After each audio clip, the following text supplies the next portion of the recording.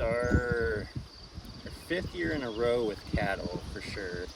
And then we do also have some goats. They're doing some browsing work for us, and this will be our 3rd year or so with goats targeting some invasive brush species. So these guys have been out here since April. We timed their grazing here to suppress that smooth brome like we talked about, but we're actually going to be moving them next week. All of our worm-season grasses are really starting to flourish, and we're going to move them to a different pasture here at Hitchcock for some different ecological goals.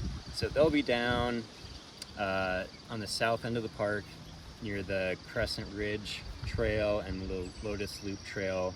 And yeah, they'll be there till roughly beginning of August. Yeah, we'll have some goats here in the next week or so, and they'll be here till the fall.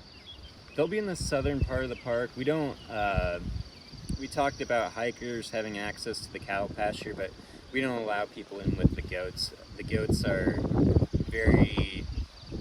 they're not really in open areas that have trails crisscrossing them. They're in a very localized, focused area so that they can really hone in on that brush and knock it back. So the goats, you'll be able to see them from outside the fence. Again, they'll be down at the south end of the park, still along those Lotus Loop and Crescent Ridge trails. It's essential.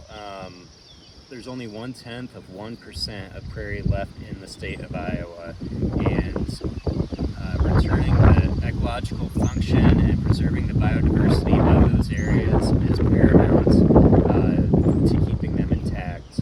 A lot of times we think that nature's a place that we can just put a fence around, and it's something that we are disconnected from, that we are not a part of. But the truth is that we are a part of it, and especially in the tall grass prairie landscape where Native Americans have been here since the glaciers retreated 12,000 plus years ago, and they had a direct impact on the land with using their fire practices and working with the land and the herbivores to sustain and thrive. And so it's a constant positive feedback between the prairie, the fire, and the herbivores and the people. So we're trying to restore some of those connections. We know that on a landscape scale that's not necessarily possible. If we can replicate that on a small scale in different areas, it's really going to help the prairie and as well as the larger community.